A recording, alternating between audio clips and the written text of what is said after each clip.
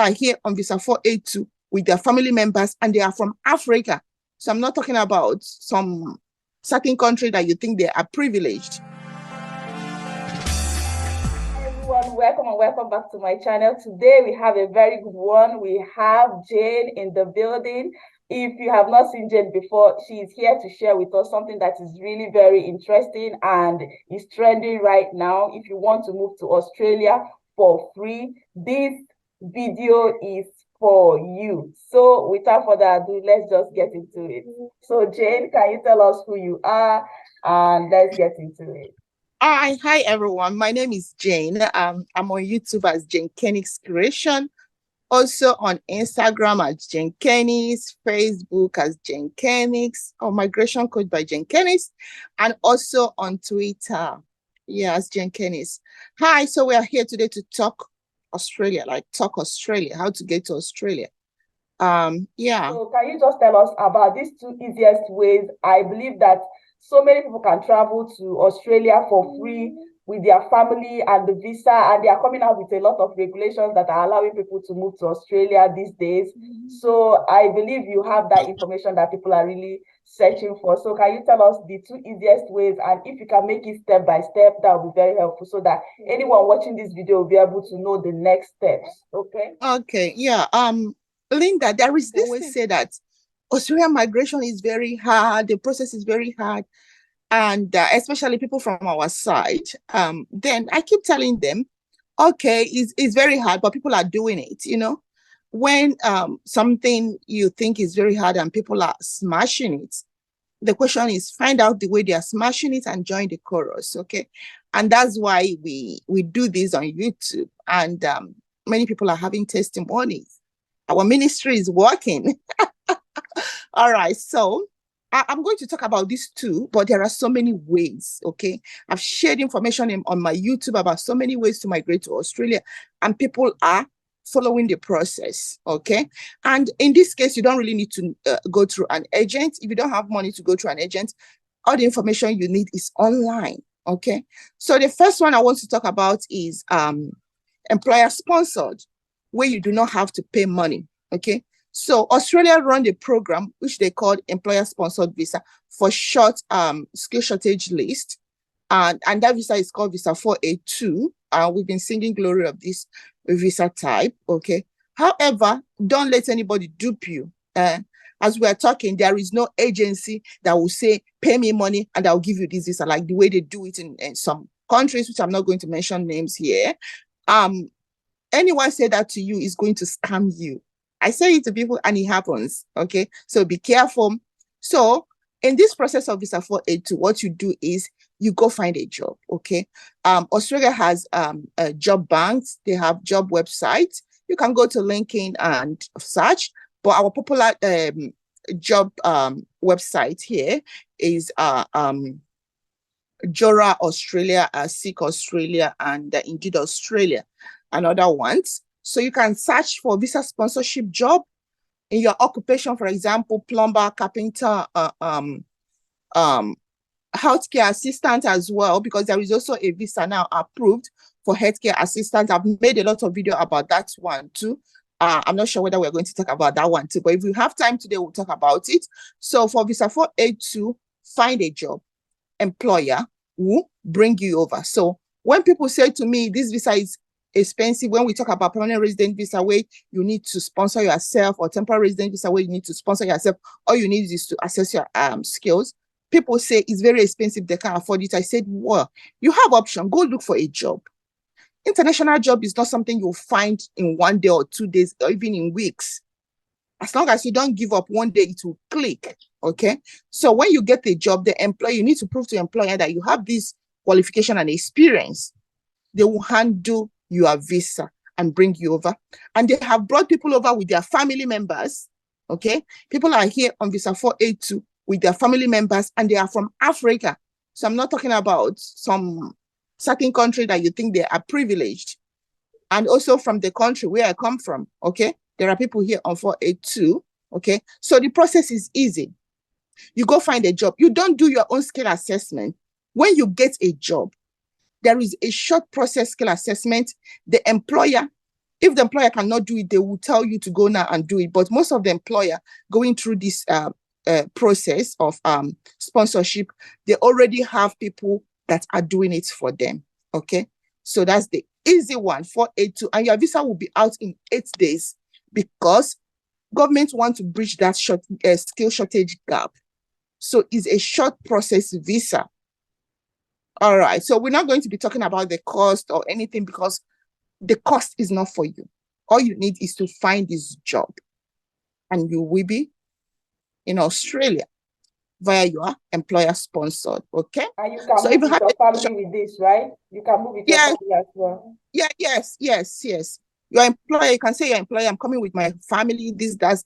Is that lead to permanent residency by any chance? Yeah, after 3 years in Australia, as long as you're working for that employer, 3 years later, you'll be qualified for visa 191, which is a permanent resident visa. I do tell people, Australian visa has a pathway. Once you have this visa, they will tell you after this year, you will apply for this one, which is a permanent resident. So for this one, 3 years later, you apply for permanent resident. So that's the pathway. You're not going to be stranded. There is always a pathway in Australia, in every Australian visa, okay? All right, so the second one, Lynda, I want to talk about is the other visa, okay? So actually this visa, I made current video on it because one of my community members on YouTube here made a comment under my video and said, and appreciated me. I'm like, boom, boom, boom, boom. And he said he has actually arrived Australia on this visa. And now he's in this regional area and he'll be moving to Perth. Luckily, that is my state of Western Australia, and Perth is our capital city. So what this person did was they come in and they go to the location, regional area. Even the regional area he is not really like a remote, okay? So that's what I tell people. When you're finding these visa employers, the employers in the city, they don't need people because most people here want to work in the city. So the employer you will find are the one in the regional area. You come in, once you are in, you can sort yourself out, okay? So this visa is a short visa. It's not a visitor visa. This visa, when you get it, it will be 3 to 6 months is the max immigration will grant you to stay. And I'm sure you'll be surprised. What am I coming here to do for 6 months?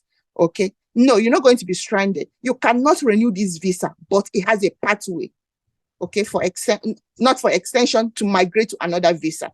So, because I'm using a practical example here, and that comment is there, is a human being that made that comment and stuff, and people are now asking the person, it's not everyone that wants to come and talk, so I decided to come and make that video so you know the process. So it's called visa 400, okay, a specialist visa. If you have a skill that is needed in Australia, the employer will get you. It is a short process. They don't need, it's not called sponsorship or anything.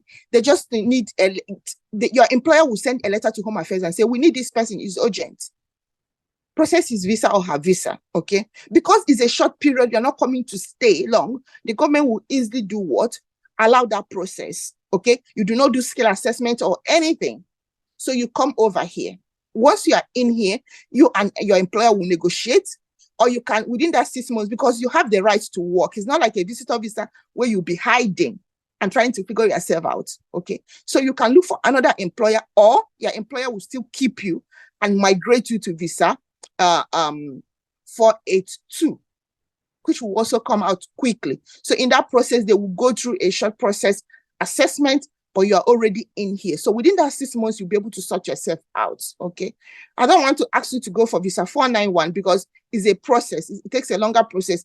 Your 6 months will elapse and you are still hanging. So your best option is move to visa 482 once you come in. For this visa, I think it will cost you about 200 and something. It's still cheap, like visitor visa, because it's a short period visa. They assume you're going to stay in Australia, okay? So your employer is not sponsoring you, but is inviting you, and it is cheap, okay? The visa process start processing in 5 days. You will be in Australia. And if you're coming with your family, this one also you can come with your family.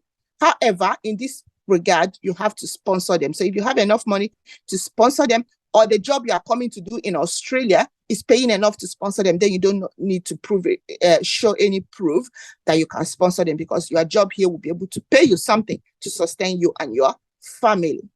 So that is the two visa we're talking about today, 400 and 482. Every Australia visa has a code. When you meet an agent and they say they are going to arrange for any visa for them, please, my darling, ask them the code of that visa. Go to Google and search it, and you get to Australia website, Home Affairs Australia, Department of Home Affairs. Go there, you will see all the Australian visa, or they will be talking about it because you already have a link. You go and read if you are qualified. If there is a requirement there that you think you don't meet and the agent say they will arrange for you, please find out from the agent how they are going to arrange for this. You have the right to say, okay, I know I'm not qualified for this one, this particular requirement. How do you plan to get it? They will tell you, don't worry, or let them give you an idea, okay? Then you know when they are scamming you, when to pull out, or you just want to continue and get scammed.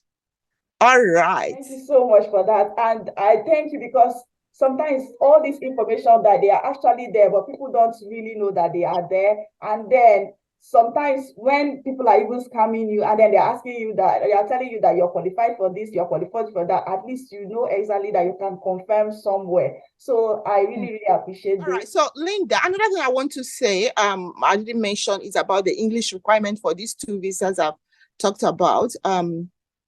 You do not have to write English for this, okay? For visa 400,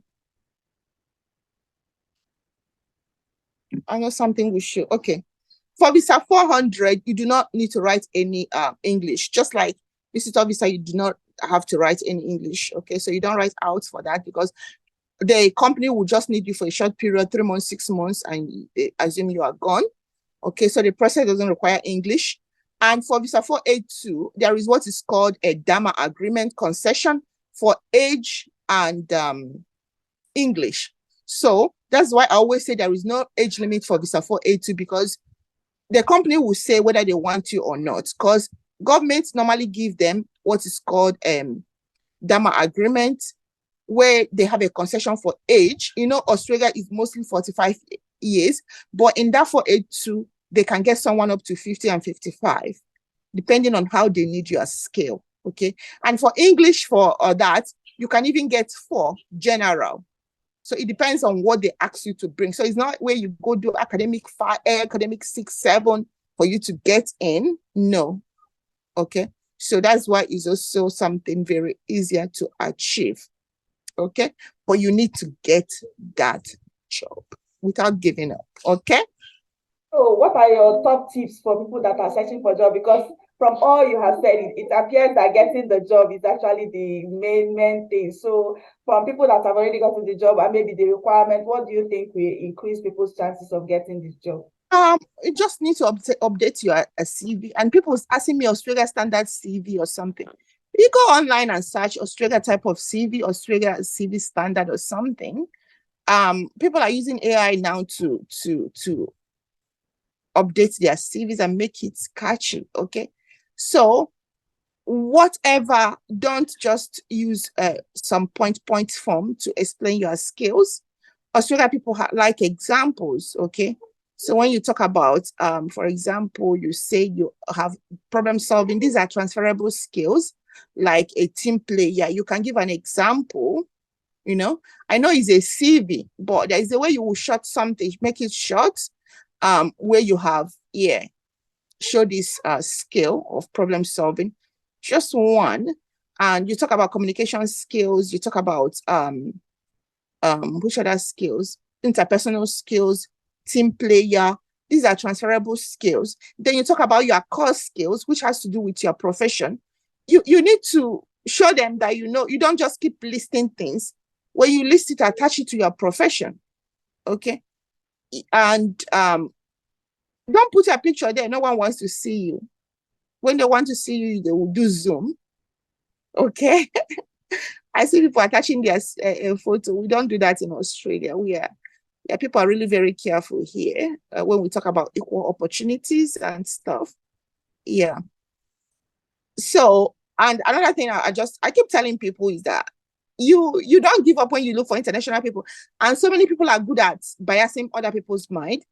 They say they've searched 10 jobs, and you that is in Nigeria, how many jobs have you searched? How many did you get?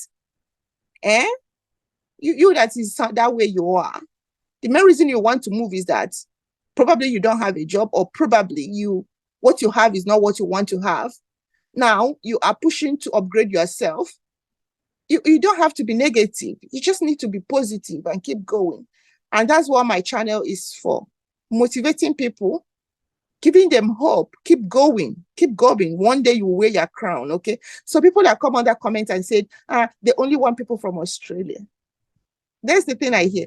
But people are moving. And another thing is that I tell people, for example, when you go to Indeed.com and you couldn't find sponsorship job, but you find a job locally, okay, you don't apply, but there is always a contact address, email address for a job. I've made a video on that and I've showed people, okay? So when they post a job, they say contact person if you need any question, okay? Now it is your time to draft your letter. Draft your intro letter or application letter. You are not following a link to apply because you did not meet the requirements of people living locally. But now you are writing email to sell yourself. This email is a well-drafted emails. Why you show them why they should employ you, consider you, though you are not in Australia. Remember, this job is for Australian people. You know why this is important? Most of the time, even in my own workplace, a job is being advertised, but the difference is that when it's government, it is a long process. I work for government, so it's a long process to get someone over. The government have to decide. But when it is a private establishment, okay, and they have this your juicy letter, okay, employment application letter, they have this letter, someone has read it, I'm like, wow, if this one is really in Australia, we'll bring this person over, okay? And now there is an employment process and they couldn't get someone locally. What do you think they would do? If they advertise again and they don't get people, what do you think they would do? They will go back and search those letters and they will make a contact because they cannot live forever without closing that gap of employment. So that's where you come in. Don't go and apply for that job because you're not qualified if they say it's for people in Australia. But you can go and sell yourself in their inbox. That is when you come. Don't go and say hello and you run away. You need to take your time and write something. Tell people to edit what you've written and send it to them because they are not seeing you. What they are seeing is that thing you have written. If it wards them, they will come back. Okay? All right, that's another way to shoot your shot while you keep searching for sponsorship jobs. Okay? You can shoot for local ones. All right. Thank you so much. Thank you. I really appreciate this. And I believe that anyone watching this video must have gotten one or two things, especially the visa, the resume tips that she gave is really, top notch. And a way you have to be creative when you're looking for this job. And I really like the idea of, messaging the recruiters, selling yourself. You just have to find ways to get in, or, you have to find ways to get in because that's the only way that you can give yourself all the chance. And then even when you're giving up, you'll be like, okay, I tried this and tried this, not just applying one or two, and then you run away and say, oh, this doesn't work. So thank you so much, Jane. Thank you for having me. For people that say Australia is very far, yeah, somehow. But Lynda is still on Friday in US. I am in my Saturday morning. You can see. So, but we are in the same world. USA, Australia, Friday, Saturday. God is wonderful. All right.